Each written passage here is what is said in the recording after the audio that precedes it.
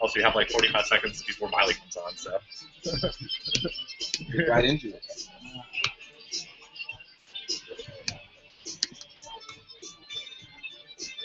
Cool. All right. Shall we? Yes. Start talking, I'll kill it. All right, here we go. So we're going to begin now. Today's talk is going to be on configuration management, continuous integration, and workflow in the cloud. In particular, what we want to focus on is the realities of developments today.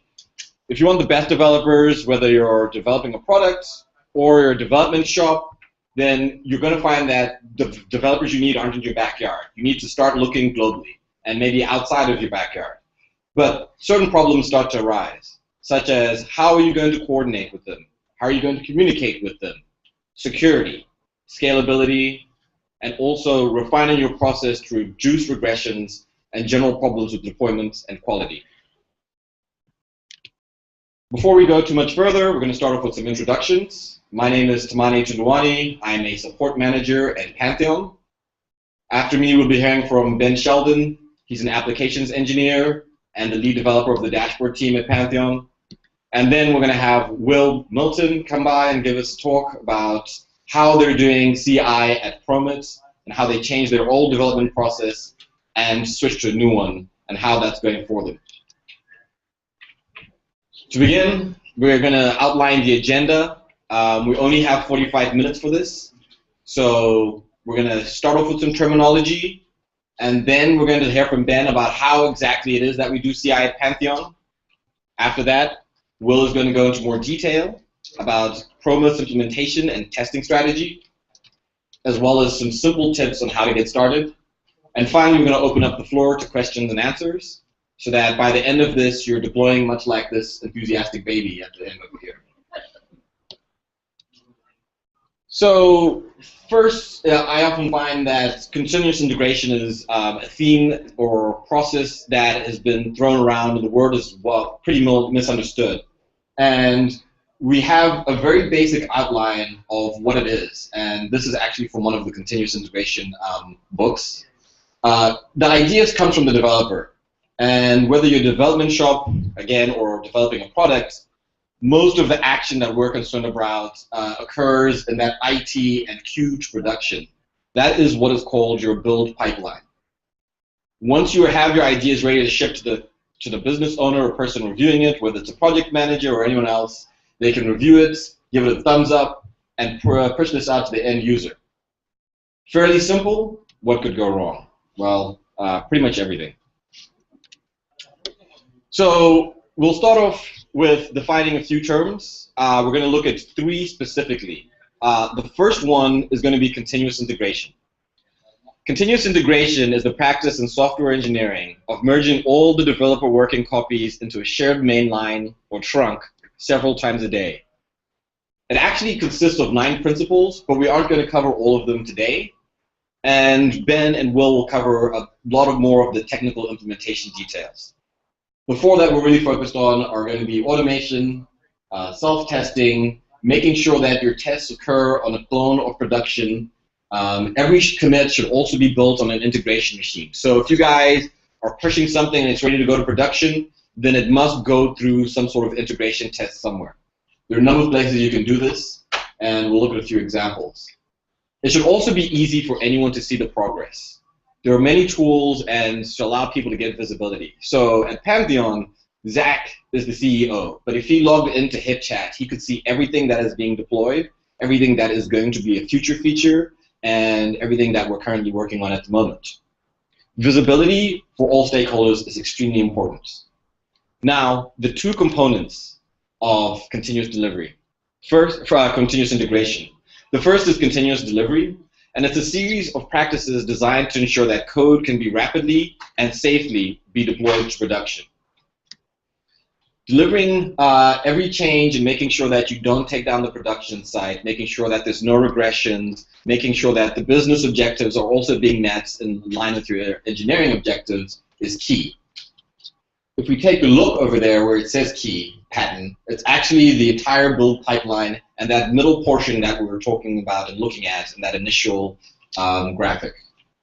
Once you have actually gone through a full build pipeline, you'll have what is technically called a build candidate or release candidate. The best way to achieve these goals is through automated testing. The realities of technology are that humans aren't very good at doing automated tasks that have to be repeated often and over again. So to do this, you should also have a test matrix, and each of your builds and your deploys should have each one of the following tests: functional tests, acceptance tests, unit tests, integration tests, system tests, showcases and usability for the users to verify everything is okay. Non-functional acceptance tests such as capacity and load tests also factor into this equation. Not to mention regression testing, which is pretty important. So at this point, I'm going to turn this over to Ben, and we're about to go a bit more in depth into how we do things over at Pantheon. Hey everybody, I'm Ben. I'm an applications engineer at Pantheon. In case you don't know, Pantheon is a professional website platform that enables developers and website owners to build, launch, and run their websites. So we have more than 70,000 websites on our platform.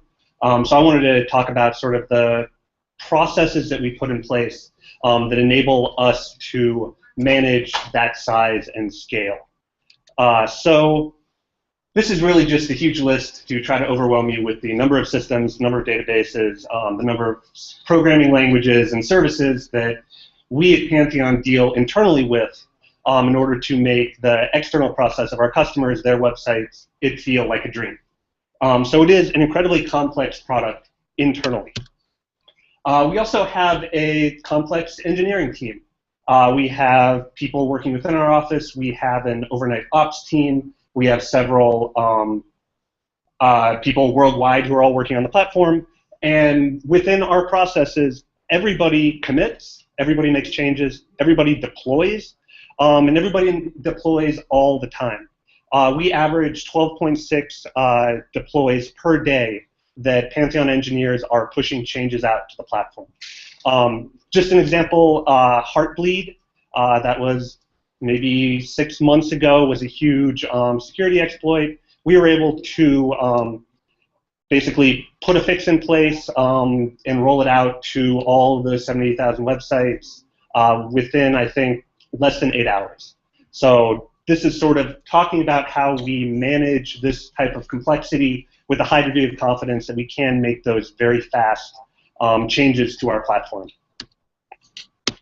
So this is sort of the same type of slide that Tamani showed earlier, but how we go from our development, where engineers are building out features, fixing bugs, how we put that into a CI workflow with diagnostics and get it deployed, and then how we monitor it so that we know, hey, if things aren't working the way they should be working, we can put them back into the development flow.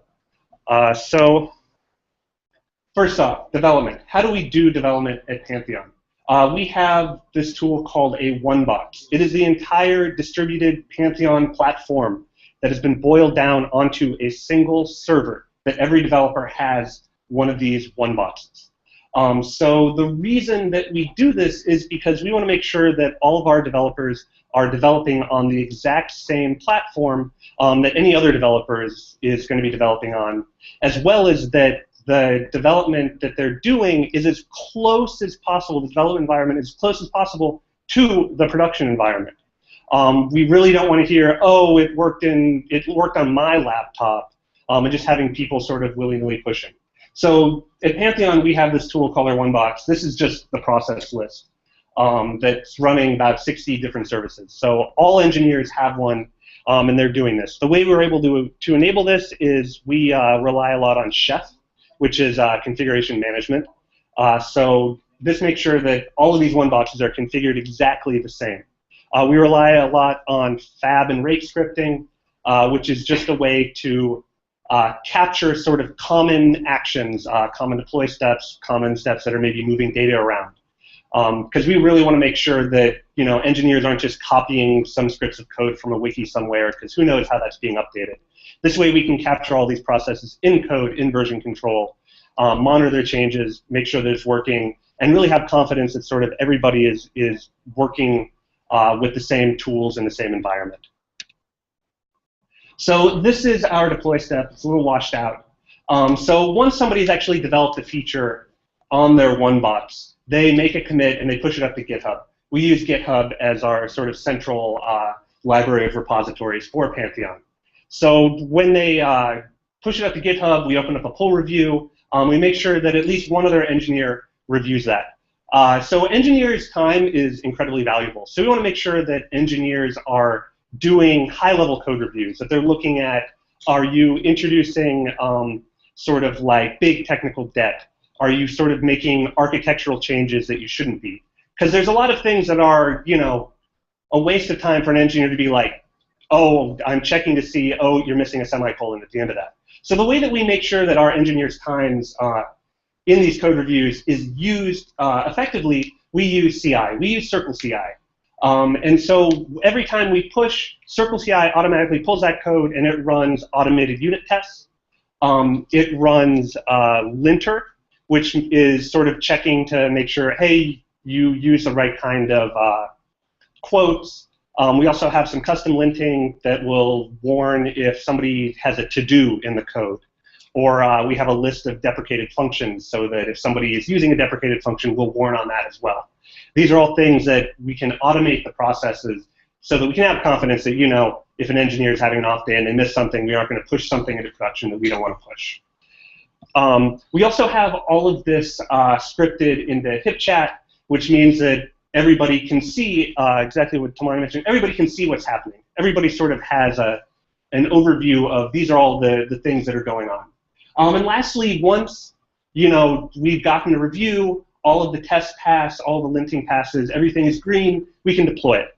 So what we use internally is we use Jenkins, which is an internal CI server, and so that will actually do the deploys, and that's all automated. We don't want to have an engineer going through what do you call that, like a knee board on an airplane where it's just like, okay, make sure you check all the boxes. For everything, we want to try to capture that in code and version control, just so we know that it's all done exactly the same. And now lastly, the monitoring step. This is like the craziest slide because we take monitoring incredibly important at Pantheon. Like I said, we host a huge number of websites. A lot of people and businesses, other developers are relying on our platform to be working. So we want to make sure that we know how it's operating. So with this monitoring, we use a lot of Graphite. We use Kibana for logging. All of our logs go into a central place. We use Sensu and PagerDuty. Sensu's like Nagios, but that will tell us, hey, there's a server down. It'll let us know sort of if certain servers, low memory, too many temp files, and that'll wake up an on-call engineer in the middle of the night. They'll go fix it. Incredibly important that we make sure that we know how our system is running, just because it is so large. Right there, closing the human loop. We have good QA. We have good customer service. Like I say, all of these processes, we talk a lot about capturing them in code, but really that's recognizing these are all human processes. And so we need to make sure that we can close the loop of when issues come up, that we're communicating them effectively with our customers, that our customers are communicating effectively with us, and sort of keep this loop closed. I mentioned HipChat, status page, closing that loop, even things like Gymnasium, which will send us an email when there are security updates on our dependencies. So like if Backbone.js has a security update, we'll get an email and says, hey, you should go update. So all of that was sort of like Pantheon is probably, a 1% type of engineering that we bit off this enormous project, and that's sort of how we do it. But sort of like this is just a laundry list of sort of boiling it down to what are the really small things of GitHub or Bitbucket for actually capturing your code, Travis CI, Circle CI, we use Circle CI internally, or Worker for your CI server. Coveralls is like code coverage, custom linting scripts, Gymnasium, Code Climate, Pull Review. Those are all just great automated tools that integrate with Travis CI or Circle CI or Worker that all can be triggered automatically. And lastly, Airbrake and Sentry, those are amazing exception tools that will alert you when, hey, if your website throws an error, It's always bad if you've ever had like a customer send you an email. It's like, hey, registration is broken, and you go back in and check, and it's been like 2 weeks since you last deployed something. So these will actually like tell you if there is an exception that's thrown on your website. And lastly, like HitChat and Hubot, which is a kind of goofy yet powerful tool where it's like a bot within your HitChat. So we use that a lot for monitoring. We can also use it for automated actions. Hubot, deploy me dashboard, and it'll deploy out the dashboard. So I'm going to pass it back over to Tamani. Yep. Okay, so now we've heard from Ben and the perspective of developing a product, and now we're going to hear from Will and from a dev shop's perspective of how they streamline their processes.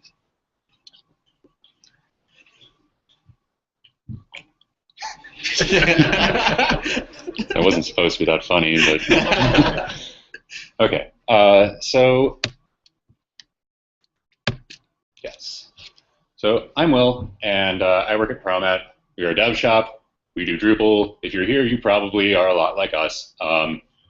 We didn't used to do any continuous integration. We didn't used to do any continuous delivery.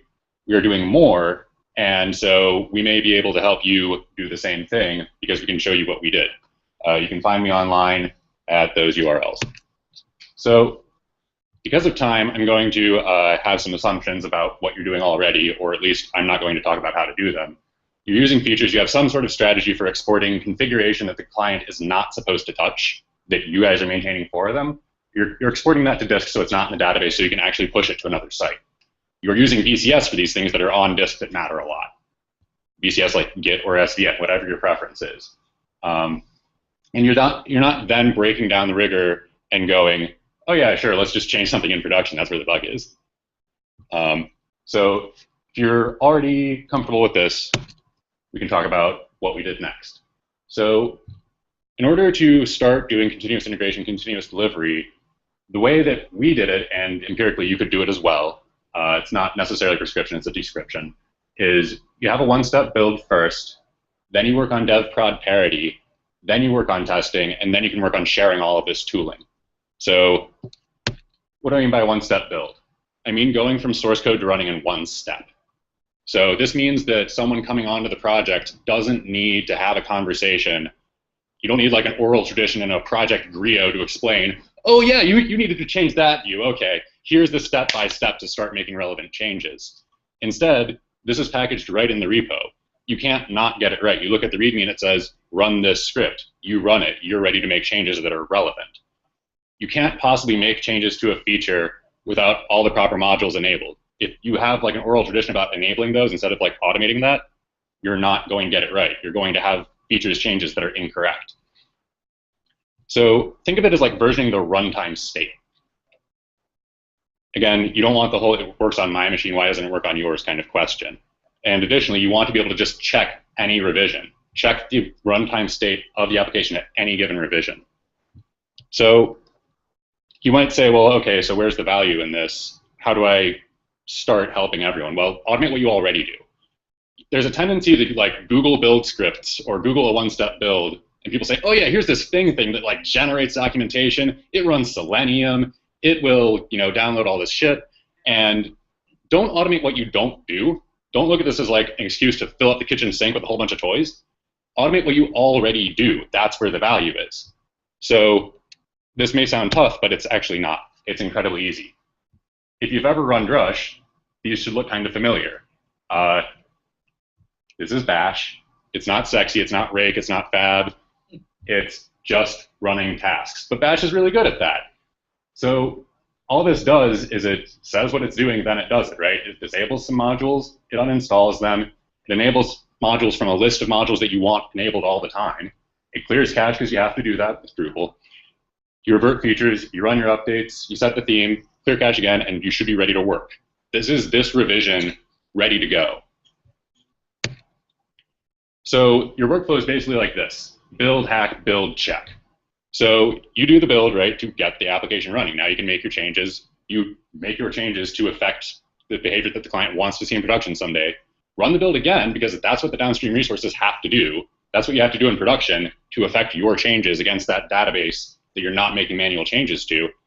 And then you check to see that this is working. that the features that I exported, the twiddles to the view, the added field to the content type, all of that is actually in play. So also, you want to make sure that you do not completely break the application, right? That's pretty cool. So if you have automated tests, here's where they would kick in, right? You would just run them. If you don't, you still have eyeballs. Maybe everyone here does, I think. But in any case, not having automated tests is not an excuse for shipping broken code. Check that what you did works. So the next part is dev prod parity. So this means that as much as possible, your development machine should be the same as your production machine. You don't want to have this problem where, everything seems fine, all the bugs are finally squashed, the stakeholder is finally looking at your project. He was on a boat until now. And so you're ready to go to production. You cut over DNS and a ton of issues that you've never seen before start happening. Why? Oh, well, different libraries for the compilation of the extensions to PHP, different PHP version, different whatever. The RPM distro puts the PHP extensions in different packages in the Debian one. Or, you developed on MAMP, and surprise, surprise, you're running on Linux in production. It's not MAMP. So the way to start with this is you do dev-dev parity, right? If you have sort of wildly disparate systems where the client's maintaining their infrastructure, you've got yours, and people are just using their laptops to make changes, start with those people with laptops because they're the ones making changes. They need to at least be internally consistent. That build script that they're running needs to put them all on the same page, or you're going to have these sort of phantom issues where it's like, I don't know, man, this is broken. You're like, no, it's working, see? You should be able to check out the same revision and have it actually work. So you may say, well, if we're all on MAMP, what the hell is the problem? Well, the problem is that you're probably not versioning the configuration of MAMP in your repo. So you may have changes to your PHP INI in MAMP. You may have changes to any number of enabled extensions. You may have enabled other libraries, all of that. And you patently don't have the same environment. So the answer is, be pragmatic, make something true, but also useful. So in order to do that, you can use Vagrant. Vagrant gives you a Vagrant file. The Vagrant file references a Linux image. You can run your project inside that Linux image. And because it's in the repo, your environment is now in the repo. When someone else checks out, they are working on the same machine you are. So if you have a problem, it's very simple. You destroy the Vagrant box, you rebuild it, and you are completely at the same spot as anyone else checking out your repo. They can't not be able to help you. It's the exact same thing. So this is a very big space. You can build up to making dev the exact same as production. We had a client who really insisted on using Oracle Linux. We had never used that before. We wanted to guarantee project success, so we said, all right, give us an image of the virtual machine we're supposed to deploy on, and we will make that happen. We will never not be deploying on that. So we used Packer. We didn't use Chef on this one because we weren't really changing that much, but we do use Chef on Chef and AWS for our development environments that we use for sign off with PMs. So using Packer, we were able to guarantee we don't have those surprises. We are always using the same exact packages that we're going to be deploying against. So far, if you've traveled forward in time and implemented my suggestions, you've got an improving build that's continually automating more of the drudgery that you would have to do to be able to make effective changes, and you're improving your dev prod parity. What we want to work on next is automated testing and sharing all of this tooling across your team so you don't copy paste a whole bunch of crap between repos. So first, code review. Ben talked about it, and you may say, well, I would code review if I were making code, but this is Drupal. I'm probably just making a whole bunch of views. There's not really anything to review. I would say you're dead wrong. Again, code review is about architecture. If someone is not saying why they're making changes and they're just making a ton of changes to features, you almost may as well not be versioning. You don't know why that change happened. The commit message tends to drop off too. It just says, I changed features. Aces, dude. Tell me how you really feel. But so, again, take a review of the architecture. Force people to say why they're doing what they're doing. That pull request message should say, the client needed this. I did this. That should cause this behavior to change so that this works. And then you force sanity. You force things that aren't patently wrong. This is the cheapest way to protect your process, so you have to do it. So after you've done that, you've got people actually talking to each other, and it's good to think about what you should be testing, why, and you've probably already got something broken in production, or you wouldn't be curious about testing. So if you're at that point, really a dumb script is a fine place to start. Literally just this script invokes a whole bunch of the code with what is valid input, right? You've got some sort of workflow of like making a bunch of service calls, and they need to work together. You know, you take the output from one, you switch it around a little bit, you affect some business logic, make some more calls, and you should be able to invoke those functions. If you can't, that's actually your problem, right? If you're always losing your keys, you might need to clean your room. If your code can't be tested and it's always breaking, the two are related. So as soon as you have something that can be articulated with a script, you can start using PHPUnit to sort of backfill with formalism. You can organize all of this exercising of your code so that it makes sense to a developer who is perhaps being onboarded, right? You are using words that say like, test that this behavior works, and that's the name of the class method, and then it actually tests that. Also, don't test Drupal if you don't have to. Don't test running a browser on Drupal if you don't have to. If you've got all this complicated business logic, factor it out into a smaller library. It's way easier to test that way. And as a knock-on benefit, you have another sort of division that forces that protects you from the worst case scenario where like complicated business logic ends up in the template PHP. So if you factor it out to a separate library and you have really complex code, you should use PHP spec because it helps you design. It's very opinionated and it forces object-oriented paradigms. If you need to communicate with project managers and stakeholders, Behat is very good because it maps English words, use cases, to steps that exercise your application. When the test turns green, it's important to managers to say, oh, great, that means that I can add products. I love adding products to carts. That's what e-commerce is all about. Someday I'll be able to check out and it'll be grand. Project managers are always very exuberant in my mind. And you know, use Mink. It will drive your browser around the site, and you probably are using a website for your application because it's Drupal. If you're using Drupal for not a website, I question your decision making. So you've got all this tooling, so now you need to sort of share it, right? This is pretty important because you end up writing sort of test drivers. Like for commerce, we had a whole bunch of logic about like how to sort of bootleg a session so that you could actually have a cart for an anonymous user. You don't want to just throw that on the floor and just like let the next team that deals with an e-commerce application not have that and like reinvent it from scratch. So you want to share that code. So you just make it part of the build script, like, yeah, I don't know, like just git clone that or like wget like a tar archive from the release or something. Use git submodules? I wouldn't. Use like drush make? Well, maybe it's not like a Drupal thing, so that's not appropriate. Maybe drush make is really slow and kind of a pain in the ass to use.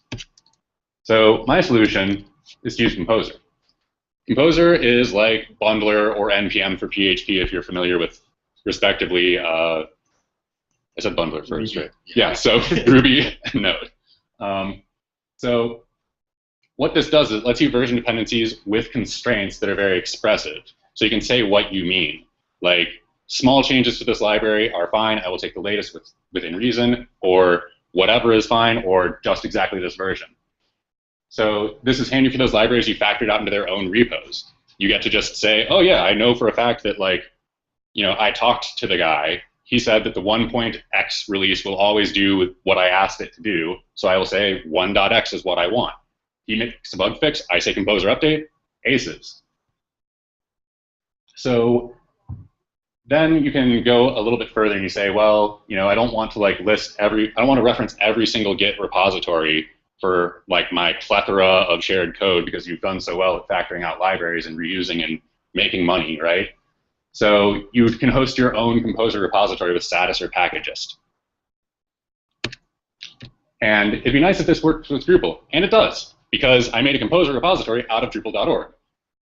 So if you were, for example, to try to create the project with Composer, Drupal Panoply framework Drupal Panoply framework exists on packages.org, which is the primary Composer repository. And what it will do is it will download Drupal Panoply and make a Drupal out of it from a Composer JSON. And you will only be versioning the code that you're actually writing. That means that those code reviews that look so painful in concept, when it's like, well, I'm just changing contrib, suddenly it's just changing version numbers. It's not a whole bunch of like swaths of this file was deleted, this file was moved. So that's what I would say to do. So the 5 recommendations to get started to review are version the code and the features, version the run state with a build script, version the environment with Vagrant, version the expectations with tests, and version the dependencies with Composer.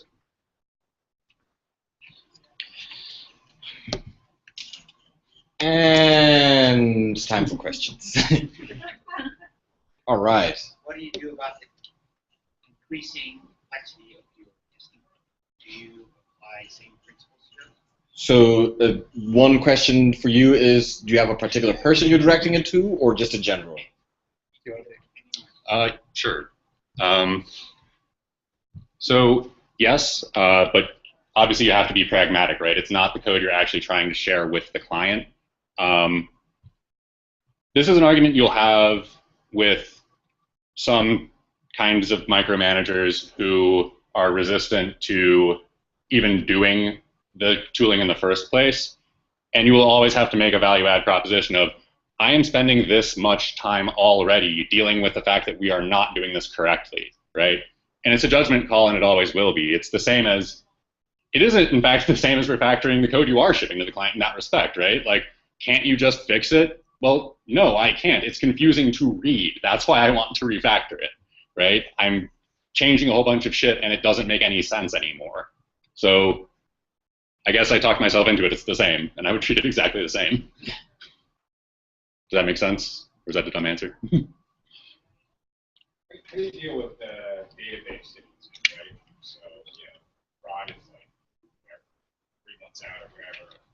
They have different data than your dev box. You've got 70,000, right? So, what do you guys do?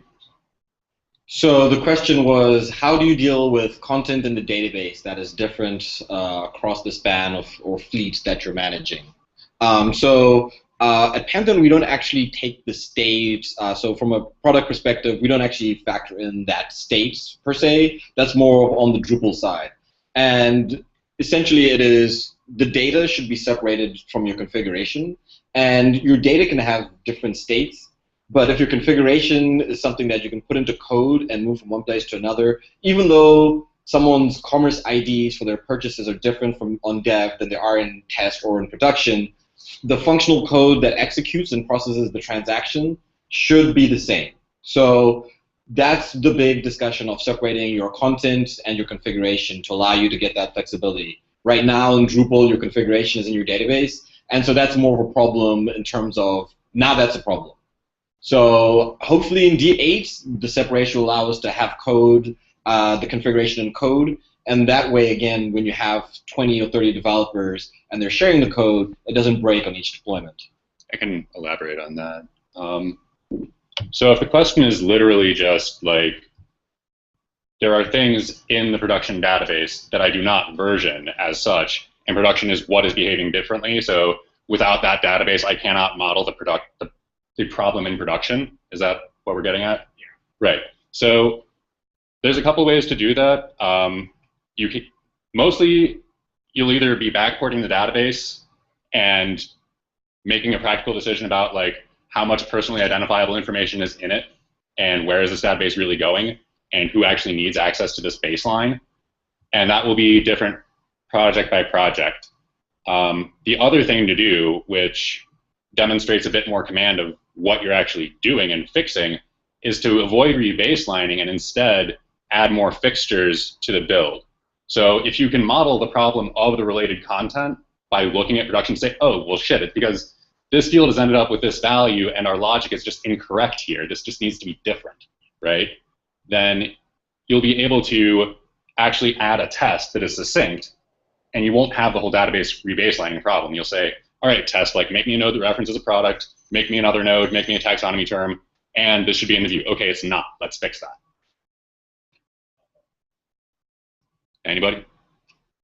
Everybody's ready to do continuous integration now. There will be a quiz.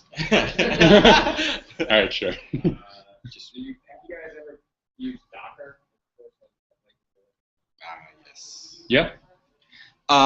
Yeah, so that's a pretty interesting topic. Yes, Vagrant is definitely one solution to do it. You can actually run Docker instances inside Vagrant if you like. So it's a pretty broad field at the moment, but we have seen some people using it to get, as Will said, parity between their development environments and their production environments. It is a similar structure. In terms of like the configuration file, it takes a simple configuration file, and you can build your profile similar to the way that you do with Vagrant. And we have some input here. So yeah, I was looking at your number of services on one box. I was kind of believing that maybe you are already using LC containers somehow to manage all the things that are being put into that one box with Vagrant. Am I right in line of thinking? No. So when we started, this was pre-Docker, when we actually started using LXC containers, so we built everything ourselves from scratch. So we've discussed looking at like Fig and Docker and specify. No, existingly for your one box. No. No, you don't. No. You actually have all those services all running on the same. Wow. It's a It's a big box. big box. It's a pretty big box. Wow. Originally, so yeah, I can just say briefly, just like those one boxes. So those are 15 gigabyte of RAM servers that we provisioned for every developer, and that was because when Pantheon started, you couldn't get that much RAM on a laptop. So the entire point was to get all of that configuration, all those services running on a single one. I think, you know, to make an important distinction between, like on Pantheon, all of our customers' code runs within LXC containers, but the actual platform itself that creates and builds all those containers is not containerized. So we've been experimenting with Docker internally because of the challenge of configuring all of those services, as well as adding, I'm on the applications team of when we want to spike on a new application, we have to put together all the configuration and chef scripts to set all that up. Though I would say in terms of steps, if you have a CI server, that actually, like if you were like, hey, I want to try to get my website running on Travis or on Circle CI, if you were just like, I'm going to do this today, if you were to do that, you would actually get the first part of what Will is saying, which is all of your configuration in code. You sort of like those two can be very closely coupled, because if you want to run your website, if you want to run your Drupal site in a CI server, you're going to need to tell Travis how to actually install, build, bootstrap your server in Travis or in Circle CI. So those two can be very tightly coupled, and then you have the benefit of both. So this works really well for you guys. You've got effectively one product that you're developing, you're all maintaining. In a shop where you've got a bunch of little projects that maybe spinning up and down, short term or whatever, or even maybe one developer or two. How far along this path should you go? So what I would say is that if you have a lot of tiny projects, what you actually want to do is go fairly far actually on the dev prod parity road, as far as trying to get your customers to actually use your system. We've had success with it. We had a client where we couldn't actually help them because they were on a machine that was the wrong endian.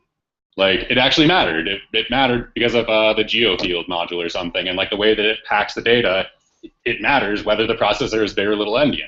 And we couldn't figure it out, and we're like, this is crazy, right? Like, it works fine in staging, which is the same as our laptops.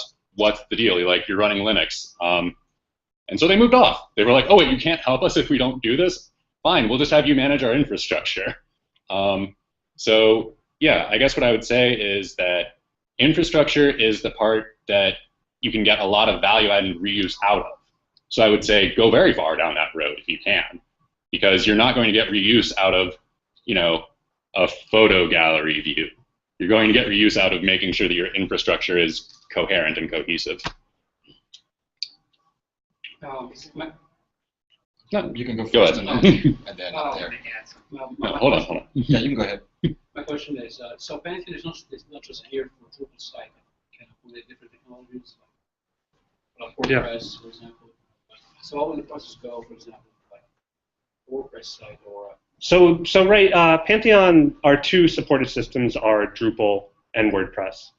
So PHP, MySQL. So those are the two supported ones. You can run an arbitrary PHP app. We can't support it. Like all of our wheelhouse is in Drupal and WordPress, and that's really what we've tuned for. Okay, so the underlying structure, like making the WD content directory writable, so visible on your end and automatically.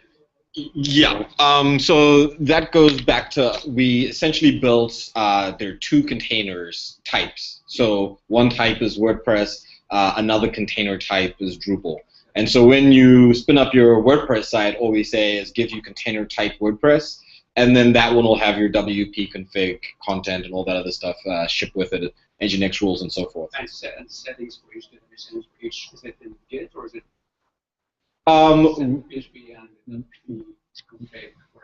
We actually manage, so the spinning up of the servers is provisioned using configuration management in Chef.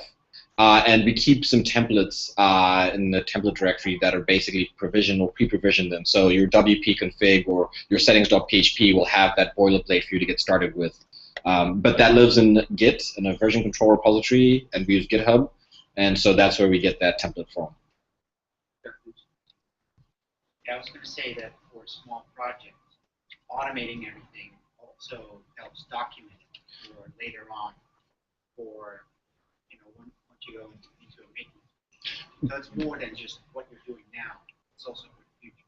To the earlier question of should we actually, how far should we go, and that's why you should go all the way, because maintenance is going to come around. A core release will happen, something will be deprecated, 5.5 is coming out, and you could be running 5.3 right now, so all you'd need to do is update that image, you then pull that down, and then when maintenance occurs, you'll then see the differences when you do have to make those changes. So yeah, you should definitely keep those instances around.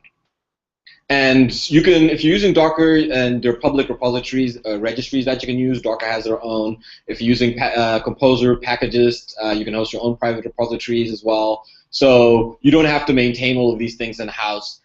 You can set up these repositories. Some are as cheap as $5, $10. So they are worth it if you're an organization and they're private. All right. Any other questions? Okay, good. Well, that ends the session and the talk. If you guys have anything else you want to ask it? Oh, no? All right.